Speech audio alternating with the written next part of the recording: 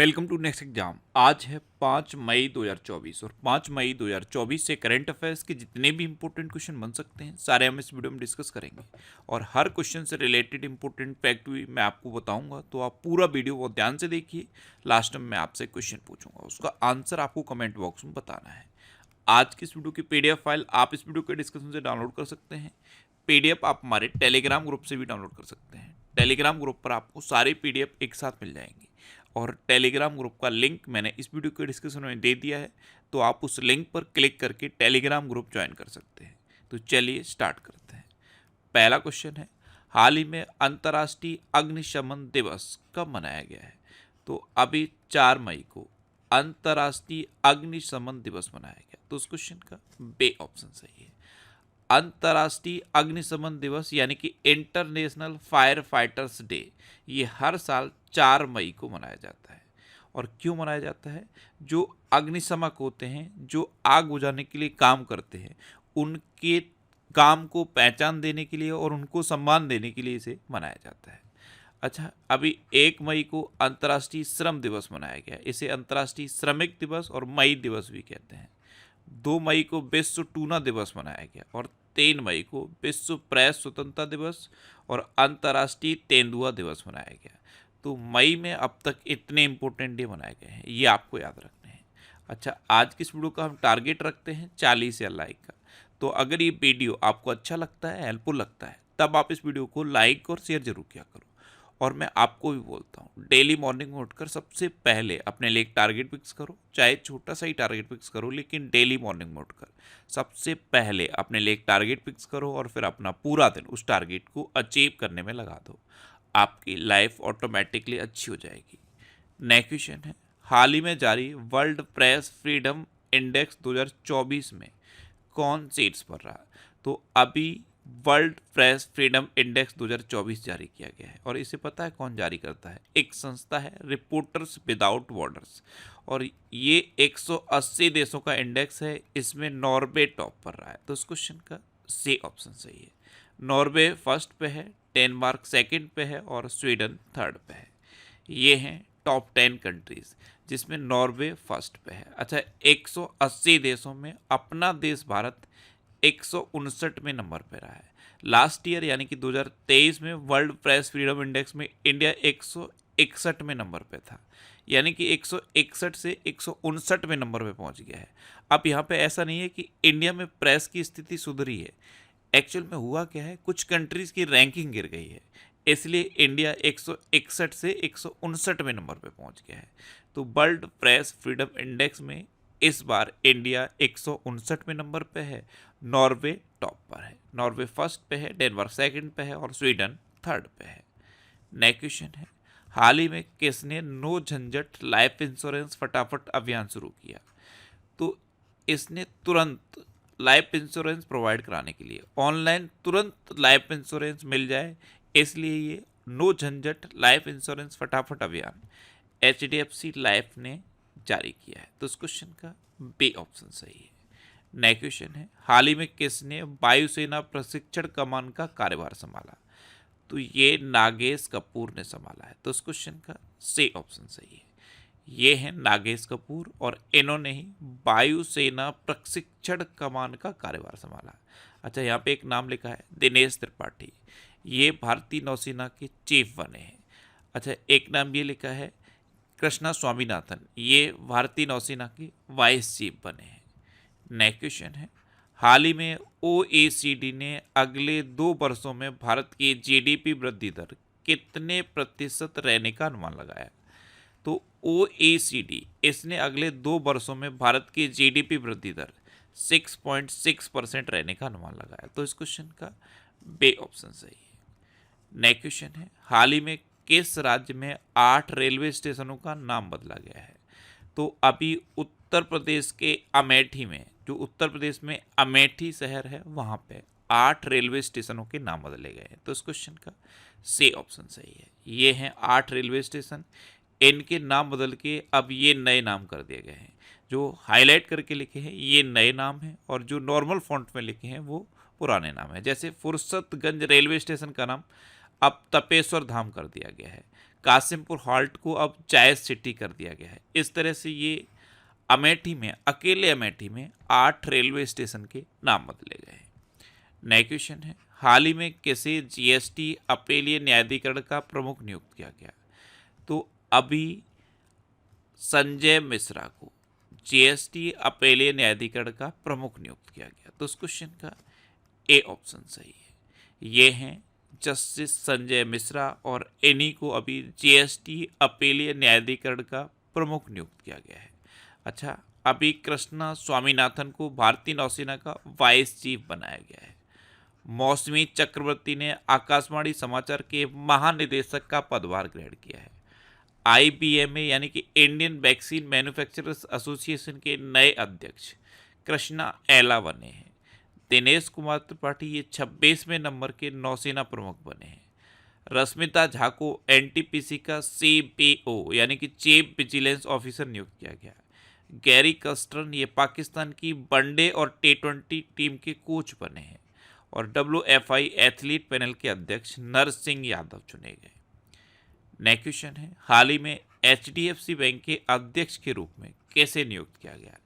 तो अतनु चक्रवर्ती को अब फिर से HDFC बैंक के अध्यक्ष के रूप में नियुक्त किया गया। तो इस क्वेश्चन का सी ऑप्शन सही है। एक्चुअल में ये जो अतनु चक्रवर्ती हैं ये अभी भी HDFC बैंक के अध्यक्ष थे, लेकिन अब फिर से इनको HDFC बैंक के अध्यक्ष के रूप में नियुक्त किया गया है।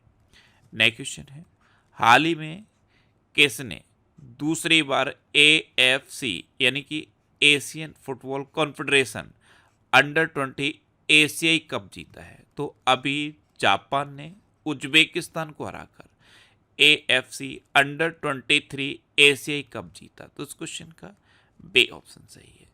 जापान ने दूसरी बार ये AFC अंडर-23 एशियाई कप जीता है। इससे पहले 2016 में जापान ने ये कप जीता था। अच्छा, ये जो AFC अंडर-23 एशियाई कप है ये कहाँ पे हुआ है? ये कतर की राजधानी दोहा में हुआ है। कहाँ पे? कतर की राजधानी दोहा में। अब इसे जापान ने जीता है। तो जापान में 1000 वर्ष पुराना सोमेनसाई महोत्सव समाप्त हुआ है। जापान दुनिया का पहला लकड़ी का उपग्रह लॉन्च करेगा। जापान को समुद्र के अंदर ज्वालामुखी विस्फोट के बाद एक नया द्वीप मिला है। इसरो जापान की स्पेस एजेंसी की मदद से अगला चांद मिशन पूरा करेगा। और जापान के याकोहामा में डांसिंग पिकाचू कार्यक्रम का आयोजन किया गया। नेक्स्ट क्वेश्चन है, हाल ही में कौन UNFPA की बैठक में भारत का प्रतिनिधित्व करेंगी? तो UNFPA यानी कि यूनाइटेड नेशन पॉपुलेशन फंड, और इसे पूरा जनरली कहते हैं United nation fund for population activities, दोनों इसकी फुल फॉर्म है। यूनाइटेड नेशन पॉपुलेशन फंड ये जनरली लिखा जाता है, लेकिन डिटेल में अगर फुल फॉर्म लिखी जाए तो United nation fund for population activities. तो इसकी बैठक में भारत का प्रतिनिधित्व नीरू यादव करेंगी। तो इस क्वेश्चन का ए ऑप्शन सही है। अब माइंड में क्लिक करना चाहिए कि ये नीरू यादव कौन है? तो ये राजस्थान में एक सरपंच हैं नीरू यादव, और यही UNFPA की बैठक में भारत का प्रतिनिधित्व करेंगी। नेक्स्ट क्वेश्चन है, हाल ही में किसने अंतर्राष्ट्रीय समाचार पत्र डिजाइन प्रतियोगिता में 3 पुरस्कार जीते हैं? तो ये द हिंदू ने जीते। तो इस क्वेश्चन का सी ऑप्शन सही है। द हिंदू ने नीरज चोपड़ा पर बेस्ड ये एक पेज डिजाइन किया था, और इसकी वजह से द हिंदू ने ये डिजाइन प्रतियोगिता में 3 पुरस्कार जीते हैं। ये 6ठी अंतर्राष्ट्रीय समाचार पत्र डिजाइन प्रतियोगिता थी जिसमें द हिंदू ने ये 3 पुरस्कार जीते हैं। नेक्स्ट क्वेश्चन है, हाल ही में भारत के CAG ने लेखा परीक्षा विशेषता बढ़ाने के लिए किस देश के महालेखा परीक्षक के साथ समझौता किया? तो ये नेपाल के महालेखा परीक्षक के साथ समझौता हुआ है। तो इस क्वेश्चन का बी ऑप्शन सही है। नेपाल के महालेखा परीक्षक कौन है? नेपाल के महालेखा परीक्षक हैं तोयम राया, और भारत के CAG यानी कि कंट्रोलर एंड ऑडिटर जनरल कौन है? गिरीश चंद्र मुर्मू। इन दोनों के बीच MOU पर हस्ताक्षर हुए हैं। अब नेपाल, तो ये है मैप में नेपाल। नेपाल की कैपिटल क्या है? काठमांडू। नेपाल की करेंसी क्या है? नेपाली रुपया। नेपाल के प्रेजेंट टाइम पे प्राइम मिनिस्टर कौन है? पुष्प कमल दहल प्रचंड। और नेपाल के प्रेजेंट टाइम पे प्रेसिडेंट कौन है? रामचंद्र पौंडेल। अच्छा, अभी बहुराष्ट्रीय सैन्य अभ्यास शांति प्रयास 4 नेपाल में शुरू हुआ। अच्छा, इंडिया और नेपाल के बीच सूर्य किरण नाम की डिफेंस एक्सरसाइज होती है। यहाँ पे कल मेरे से एक स्पीकिंग एरर हुई थी, मैं श्रीलंका की, नेपाल की जगह श्रीलंका बोल गया था। लेकिन ध्यान रखना, इंडिया और नेपाल के बीच में सूर्य किरण नाम की डिफेंस एक्सरसाइज होती है। एक्चुअल में कई बार होता क्या है, माइंड में तो नेपाल ही चल रहा होता है लेकिन मुंह से श्रीलंका निकल गया। तो ध्यान रखना, इंडिया और नेपाल के बीच में सूर्य किरण नाम की डिफेंस एक्सरसाइज होती है। वैसे जब भी नेपाल का नाम आता है मैं रिवाइज कराता रहता हूँ, कल ये मिस्टेक हुई थी इसलिए मैं आपको बता रहा हूँ कि Surya Kiran defence exercise India और नेपाल के बीच होती है। अच्छा, नेपाल के तमांग समुदाय ने सूनर लोसार के अवसर पर नया साल मनाया है। नेपाल अगले 10 वर्षों में भारत को 10,000 मेगावाट बिजली का निर्यात करेगा। आधिकारिक तौर पर समलैंगिक विवाह का पंजीकरण करने वाला पहला दक्षिण एशियाई देश नेपाल बना है। भारत और नेपाल के बीच झूला घाट सस्पेंस ब्रिज पूरी तरह से चालू हो गया है। नेक्स्ट क्वेश्चन है, हाल ही में यूनिसेफ इंडिया की नेशनल एम्बेसडर कौन बनी है? तो यूनिसेफ इंडिया, इसकी नेशनल एम्बेसडर अब करीना कपूर बन गई है। तो इस क्वेश्चन का सी ऑप्शन सही है। अब यूनिसेफ की फुल फॉर्म हम जानते हो, यूनाइटेड नेशन चिल्ड्रंस फंड, और डिटेल में अगर कहा जाए तो United Nation International Children's Emergency fund.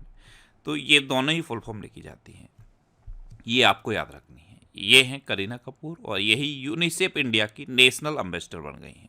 Next question है, हाल ही में किस राज्य के हाई कोर्ट ने बाल विवाह को रोकने के लिए सरपंच को जिम्मेदार ठहराया है? तो राजस्थान हाई कोर्ट ने ये डिसीजन दिया है कि अगर राजस्थान में बाल विवाह होता है तो उसकी जिम्मेदारी सरपंच की होगी। जिस भी पंचायत में ये बाल विवाह होगा उस पंचायत का जो सरपंच होगा उसकी जिम्मेदारी ठहराई जाएगी। तो इस क्वेश्चन का सी ऑप्शन सही है। ये बाल विवाह को रोकने के लिए एक अहम कदम माना जा रहा है क्योंकि सरपंच को अपनी पंचायत की पूरी जानकारी रहती है। तो हाई कोर्ट ने अब क्या किया है, बाल विवाह के लिए सरपंच को भी जिम्मेदार ठहरा दिया है। अब राजस्थान, तो राजस्थान ये है मैप में राजस्थान। राजस्थान की कैपिटल क्या है? जयपुर। राजस्थान के चीफ मिनिस्टर कौन है? भजन लाल शर्मा। और राजस्थान के गवर्नर कौन है? कलराज मिश्र। अब राजस्थान, तो राजस्थान में मुख्यमंत्री विश्वकर्मा पेंशन योजना का शुभारंभ हुआ है। राजस्थान में लौह अयस्क के विशाल भंडार पाए गए। राजस्थान के मुख्य सचिव के रूप में सुधांशु पंत को नियुक्त किया गया है। राजस्थान डीजीपी का अतिरिक्त प्रभार उत्कल रंजन ने संभाला है। और ईस्टर्न राजस्थान कैनाल प्रोजेक्ट पर राजस्थान और मध्य प्रदेश के बीच सहमति हुई है। अच्छा, राजस्थान में सरिस्का नेशनल पार्क है, रणथंभौर नेशनल पार्क है, केवलादेव घाना पक्षी विहार है और मुकुंदरा हिल टाइगर रिजर्व है। नेक्स्ट क्वेश्चन है, हाल ही में आई आरबीआई की रिपोर्ट के अनुसार 2000 रुपए के कितने नोट बैंकिंग प्रणाली में वापस आए हैं? तो अभी आरबीआई ने एक रिपोर्ट जारी की है और इस रिपोर्ट के अकॉर्डिंग 2000 रुपए के 97.76% नोट बैंकिंग प्रणाली में वापस आ गए। तो इस क्वेश्चन का बी ऑप्शन सही है। अब ये हमें पहचानते हो आप, ये कौन है? ये टी रविशंकर हैं और ये आरबीआई के डिप्टी गवर्नर हैं। इनका कार्यकाल अभी 1 साल के लिए बढ़ाया गया था। अभी कुछ दिन पहले मैंने ये क्वेश्चन बताया था, अभी आरबीआई की बात है इसलिए ये इमेज मैंने आपको दिखाई। इनको आप याद कर लीजिए, ये टी रविशंकर हैं, आरबीआई के डिप्टी गवर्नर हैं और इनका कार्यकाल अभी 1 साल के लिए बढ़ाया गया था।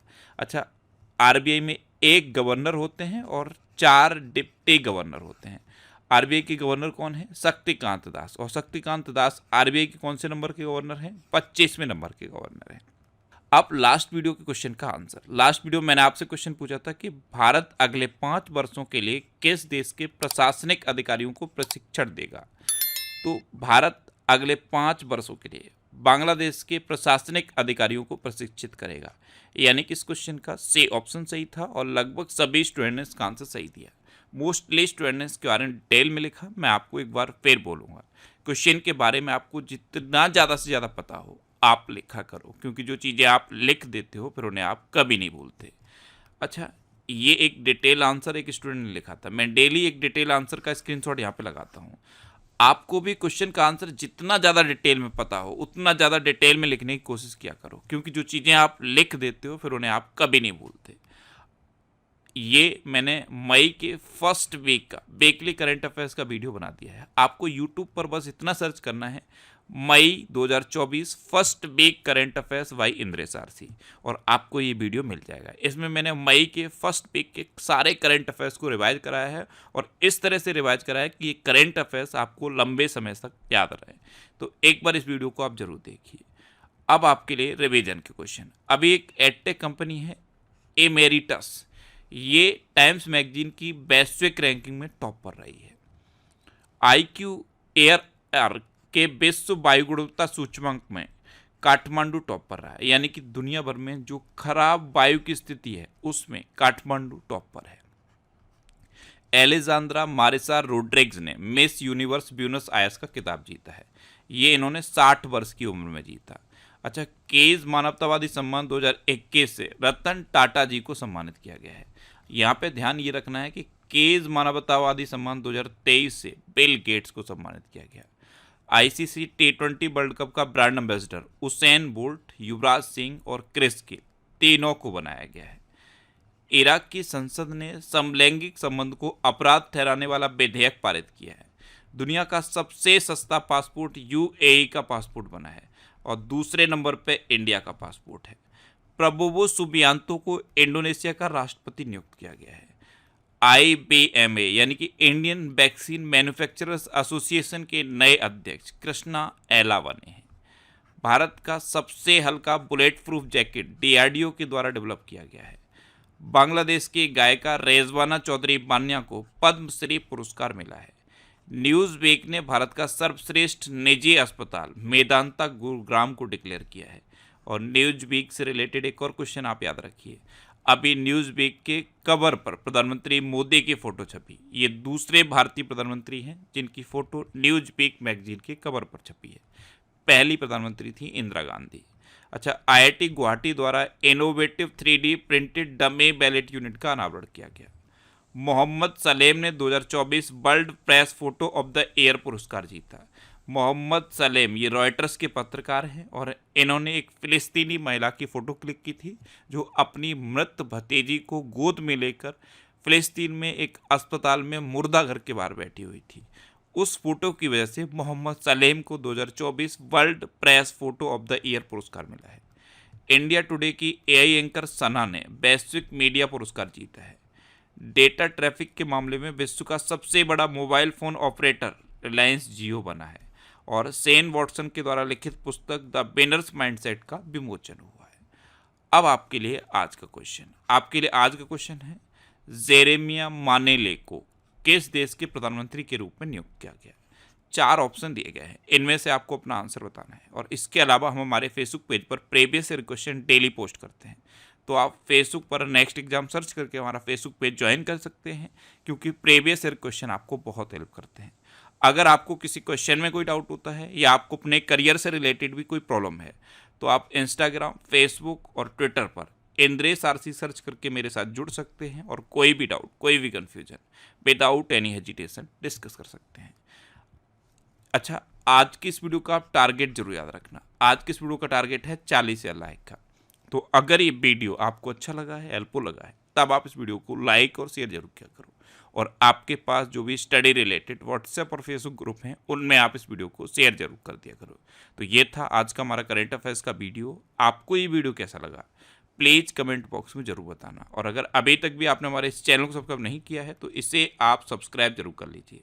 आपको इस चैनल से निश्चित ही मदद मिलेगी। जब भी आप इसे सब्सक्राइब करेंगे तो बराबर में एक बेल आइकन बन के आएगा, आप उस बेल आइकन पर जरूर क्लिक कर लें, जिससे कि आपको डेली मॉर्निंग में करंट अफेयर्स की वीडियो मिलती रहे। Next exam always with you. Thanks for watching.